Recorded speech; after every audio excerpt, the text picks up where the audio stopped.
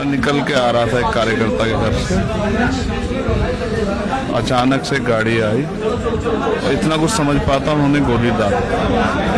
पहली गोली सर के पास से कान को छूते हुए निकल गई, सर में उसका निशान भी।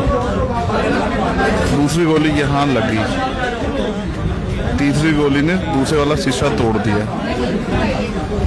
फिर चौथी गोली गाड़ी, उन्होंने सामने गाड़ी रोक के वो गालियां बक रहे थे, छोड़ेंगे नहीं, नेता बनाएंगे, ये वो, बहुत लड़ रहे हो मीर भोज की लड़ाई, बहुत लड़ रहे हो पहलवानों की लड़ाई। मेरी समझ में नहीं आ रहा था कौन है। सामने से उन्होंने गाड़ी रोकी, 2 फायर हवा में की और फिर 1 फायर हमारी गाड़ी पे झोंका। मैं नीचे बैठ के वो गद्दी में आके लगी गाड़ी, गोली नीचे ना बैठता तो दिन से आर पार निकलता। तो मुझे लगा कि सामना करना अच्छा नहीं, मैंने गाड़ी को यू टर्न करवा लिया और मैं पहले गांव, सुरक्षित गांव में आया। मैंने वहीं से एसएसपी को फ़ोन करके बताया कि ऐसा हो। वहाँ जाके देखा तो फिर पता लगा कि गोली आर पार निकल गई कमर वाले हिस्से। ये अचानक से इनको पता था कि आप वहाँ पहुँचने वाले हो, घात लगाकर बैठे थे, क्या हुआ? से वो प्लान बना के बैठे थे। हो सकता है उनके साथ और भी लोग हों, और ये किसने कहाँ तक साजिश क्यों इसमें शामिल है कुछ पता नहीं। जब इसकी अच्छी तरह जांच होगी, वो गिरफ्तार होंगे, तब जाके शायद पता लग पाएगा क्या। लड़के आपने देखे अपनी नज़रों से? कौन थे? लड़का मैंने देखा जो लंबे से बाल थे, चेक कलर शर्ट पहने हुए, उसका वही गाली पकड़ा था उसने ही, क्योंकि गाली तो उसने जब शीशा बुलेट लगने शीशा टूट गया तो फिर उसने ही सामने से फायर किया। 3 लोग थे लगभग, एक गाड़ी चला, 2 लोग फायर कर रहे थे। उनको ये भी था कि हमको हो सकता है असला हो, तो उन्होंने अपनी डिग्गी खोली थी अपने सपोर्ट में, अगर हम असला चलाएं तो उन तक हमारी गोली ना लगे। तो आपके साथ तो कोई सुरक्षा रहती नहीं है, आपको क्या पुलिस वाले मिले हैं चंद्रशेखर? नहीं मेरे पास।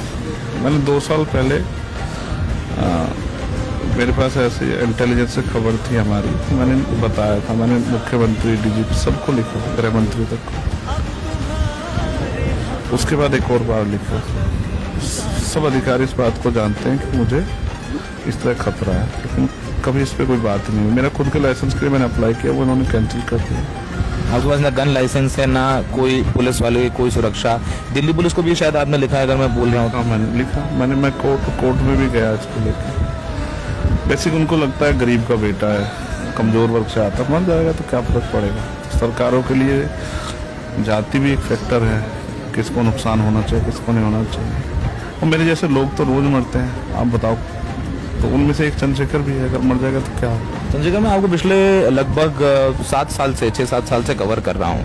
मैंने आपको आंदोलन में कवर किया है, जेल से निकले तो कवर किया है, धरना देते कवर किया है, पुलिस से लाठी खाते कवर किया है, और अब ये अस्पताल के बेड पे कवर करना, ये थोड़ा सा दुख भी देता है। जिस तरीके से आप बेड पे आईसीयू में हैं और आप जाने जाते हैं लड़ाई के लिए और आपको ये गोली छू करके निकल गई, इस समय आपकी मनस्थिति क्या है, जहन में क्या है? जल्दी से स्वस्थ होकर खड़ा हो जाऊं। 1 तारीख को रैली भरतपुर में, उसमें जाना, काम नहीं छोड़ सकता हूँ। देखो मेरे साथ ना हमारे संतों, गुरुओं, महापुरुषों के साथ साथ उनके आशीर्वाद कर रहा हूँ। करोड़ों माता बहनों की, बच्चों की दुआएं हैं, प्रार्थनाएं, उन्हीं का परिणाम है कि मैं आज जिंदा हूँ, सुरक्षित। वरना तो सच ये, उन्होंने पूरा प्रयास किया था, इतने करीब से उन्होंने गोली डाली कि कोई चांस नहीं था। मतलब गाड़ी सामने से सटा दी? मुझे बराबर से सटा के, जैसे मैं और आप बैठे ऐसे, और फिर सामने से। आप सोचो ना, मैंने कभी सोचा भी नहीं कि मेरे जिले में मुझे ये दिन देखना पड़ेगा। अरे तो हाईवे की बात है, सहारनपुर देवबंद हाईवे, वहाँ पे हुआ ये हाईवे। दिन दहाड़े लगभग 5 बजे, तो अच्छी खासी रोशनी होती है, गर्मी है। बिल्कुल रोशनी थी। और देखो जैसा ना पिछली 2-3 घटनाएं हुई, चाहे अतीक अशरफ